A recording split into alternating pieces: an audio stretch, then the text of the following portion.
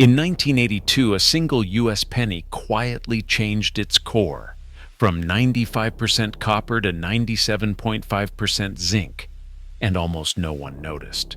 Put a copper penny beside a zinc penny in your soil, and you have just built a forgotten machine, a galvanic battery that science once claimed could triple your harvests. If this method truly worked, why was it buried for decades? And what is still being hidden in plain sight? Line up two pennies, one from 1979 and the other from 1984. At a glance, they are twins, but tip them onto a hard surface and the illusion shatters. The older penny rings out bright and clear, like a tiny bell. The newer one lands with a flat, heavy thud. That difference is not just in your ears, it is in the metal. Every penny made before 1982 carries a hidden core of copper, dense and resonant. Pennies made after 1982 are nearly all zinc under a whisper-thin copper shell, and they swallow the sound. Flip them over and the date stamp tells the story. Before 1982, pennies echo with copper's signature tone. After 1982, the sound dulls, zinc taking center stage. The change is so subtle that most people never notice, but the evidence is right there in your hand, and in the simple sound test that reveals what is really inside. Two coins, the same size, the same face, but on the inside, a world apart. That is not just pocket change, it is a clue to something far bigger, waiting in plain sight. Scratch the surface of a penny, and the truth comes out. Underneath that thin copper coat, coins minted after 1982 reveal a silvery core, almost pure zinc, 97.5% by weight. Coins minted before 1982 are 95% copper, with just a touch of zinc added for strength. The United States Mint made the switch in 1982, quietly phasing out copper as prices rose. On paper, it was just economics. In your hand, it is a chemistry lesson disguised as spare change. Sand a copper penny until the metal shows. Sand a zinc penny the same way, and you have the two metals that power the world's simplest battery. The difference is not just academic. When these metals meet moisture, they react. A tiny electrical pulse forms, enough to trigger something in the soil. Most people never see it, but every penny minted after 1982 is a zinc time capsule wrapped in copper, waiting for someone to connect the dots. The formula is right there in the open. One coin for copper, one for zinc. The system changed the metal, but left the secret hiding in plain sight. Justin Christofleau stood at the crossroads of old-world farming and the electric age. Born in 1865, he was no fringe tinkerer. His name appeared on patents from Paris to Geneva, and by the 1920s he was recognized as a gold medalist by the French National Society of Agriculture.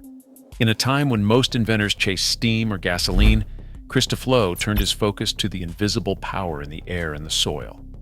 He believed that nature's own electricity, if harnessed, could feed nations. His answer was the electromagnetic ptero-celestial device. The design was simple but precise, a zinc basin shaped like a shallow bowl mounted atop a wooden pole. Above it sat a flat copper plate positioned to catch the faintest traces of atmospheric energy. The two metals were not chosen at random. Zinc and copper, when paired in damp earth, create a natural battery, a galvanic cell that produces a steady trickle of current. Christofleau's patent CH18648A, filed in Switzerland in 1927, outlined every detail. The zinc bowl acting as the anode, the copper plate as the cathode, and the pole elevating the assembly to draw in both terrestrial and celestial forces. He did not just sketch out ideas in a notebook. Christofleau built prototypes, tested them in his own fields, and published the results in agricultural journals. His workshops turned out devices by the thousands, each stamped with his name. Farmers from France to Belgium lined up for a chance to try this new approach. By the late 1930s, over 150,000 units had been sold across Europe. The device did not require wires, batteries, or chemicals, just the right metals, the right placement, and the patience to let nature do its work. Christofleau's reputation grew alongside his invention. He He lectured at universities, won medals at agricultural expositions, and earned the respect of both engineers and traditional growers. To skeptics, he offered not just theories, but blueprints and public demonstrations.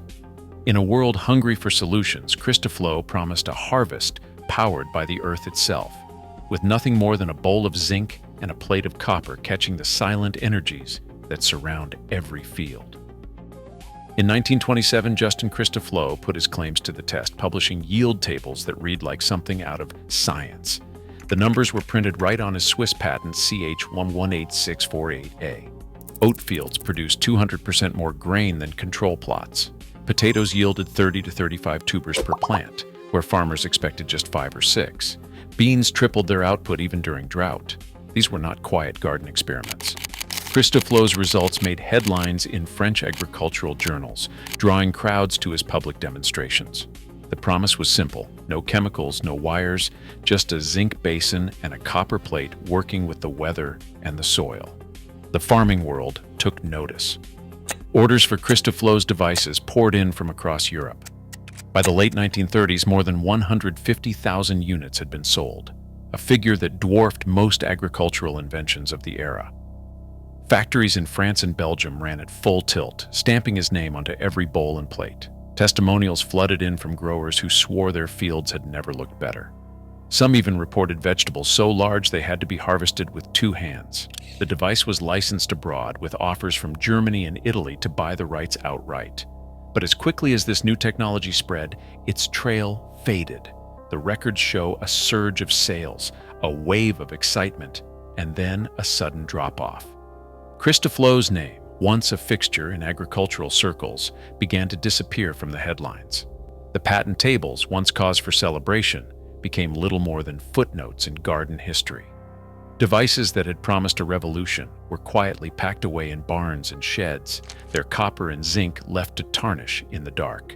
The data, the sales, the public trials, all pointed to a breakthrough. Yet the technology itself seemed to vanish, leaving only the numbers behind, and a mystery that would haunt the next generation of growers. In 1918, as Europe struggled to rebuild after the war, Britain formed a committee unlike any other. The British Electrocultural Committee brought together some of the sharpest minds of the era: physicists, biologists, electrical engineers, and even Nobel laureates. Their mission was clear: to test whether electricity could transform agriculture. Over nearly 2 decades, the committee ran trials on fields and in greenhouses, swapping out chemicals for simple metal plates, copper and zinc buried in the soil. Their interim reports described the results as nothing short of baffling. Wheat sprouted faster. Root crops bulked up. In some years, yields jumped by margins that could not be explained by weather or seed alone. One report promised substantial gains and urged further study. The committee's credentials gave the work weight. These were not backyard tinkerers. They were fellows of the Royal Society, government scientists, and university professors, all reporting to the Ministry of Agriculture. Their findings filtered through official channels, hinting at a breakthrough that could change how food was grown across the empire. For a time, it looked as if electroculture might move from laboratory curiosity to national policy. The expectation was that once the data was in, the results would be published and shared with farmers everywhere. Instead, as the experiments piled up and the evidence grew harder to ignore, the committee's work began to recede from public view. The story of those trials and the fate of their reports would soon take a very different turn. This is where the record goes hidden, and the silence becomes part of the story. A single stamp in red ink, not for publication, locked away the committee's findings. The final volumes, packed with years of crop trial data and correspondence, vanished into government archives. Only 2 copies are known to have survived. The rest were pulled from circulation, boxed up, and forgotten. In 1936, the British Electrocultural Committee was dissolved without fanfare. The official reason was shifting priorities and the need for more practical solutions. But the timing was no accident. That same year, the Haber-Bosch process swept across Europe, turning air into synthetic fertilizer by the ton. Chemical plants sprang up, promising endless harvests for a price. The market for ammonia-based fertilizers exploded, drawing in government contracts and private capital. For the first time, food production could be scaled up with bags of powder, measured, predictable, and profitable. The committee's experiments with simple metals in the soil threatened that new order. A free technique, powered by nothing but weather and scrap metal, had no place in the business model of industrial agriculture. The reports, stamped and sealed, became casualties of an economic revolution. The question lingers: were the results buried because they failed, or because they succeeded too well? The answer remains locked in a vault, hidden behind a stamp and a shifting tide of money. Electricity in the soil isn't just a party trick. When copper and zinc meet in damp earth, they spark a reaction as old as the first battery. The difference in their atomic makeup drives electrons from zinc to copper, creating a steady current, typically approximately 1.1 volts. It is not enough to light a bulb, but it is plenty for a plant. This is not speculation. It is basic electrochemistry, the same principle that powered Alexander Bain's Earth battery in 1841, and it runs every AA cell in your kitchen drawer. What happens next is pure biology. Roots sense and respond to electric fields, a phenomenon called electrotropism. When a small voltage runs through the soil, roots will actually grow toward the cathode, seeking out the source of the current. This subtle nudge guides root tips to water and nutrients they might otherwise miss. In controlled experiments, plants exposed to low-level currents show stronger, denser root systems and sometimes faster growth above ground. But the story does not end with electricity. As the zinc corrodes, it slowly releases zinc ions into the soil. Plants need zinc to manufacture tryptophan, the amino acid at the heart of auxin synthesis. Auxins are the hormones that tell plants when and how to grow, stretching stems, swelling fruit, and branching roots. Without enough zinc, this pathway stalls. With it, growth surges. Recent fieldwork backs up the old claims.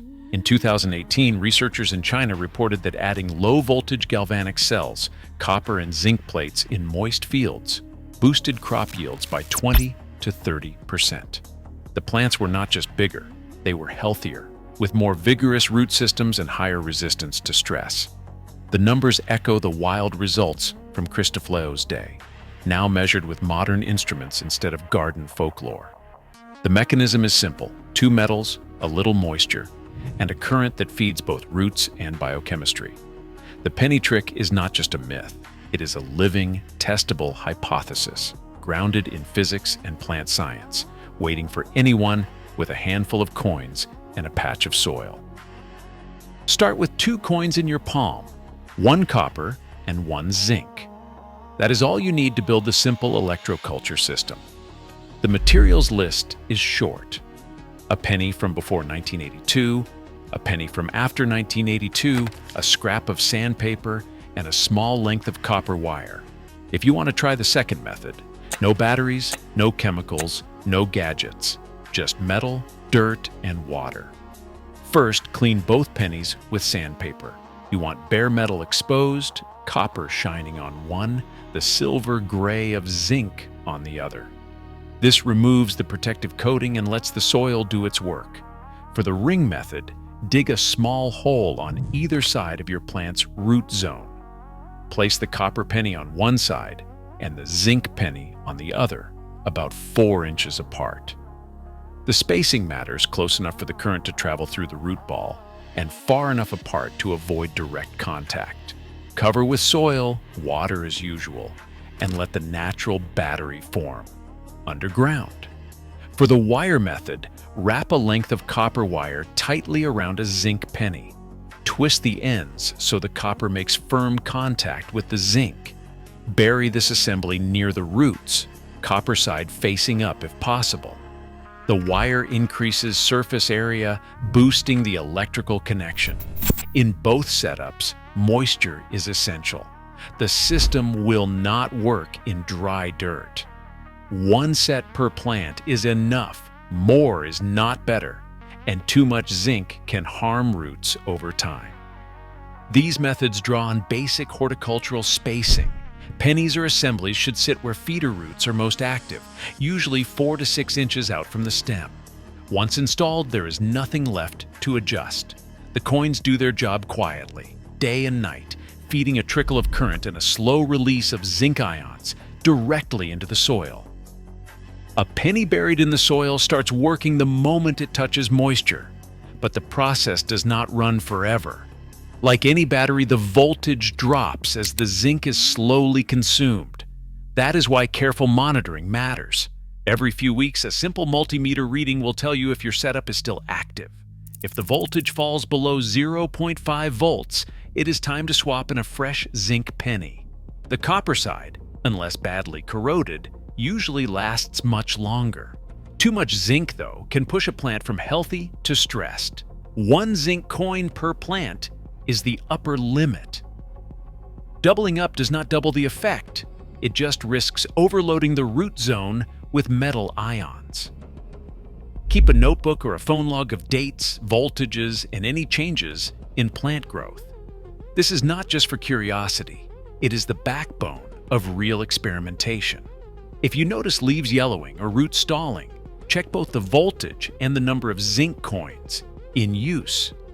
Rainfall, irrigation, and soil pH all play a role in how fast the zinc dissolves, so results may vary from garden to garden.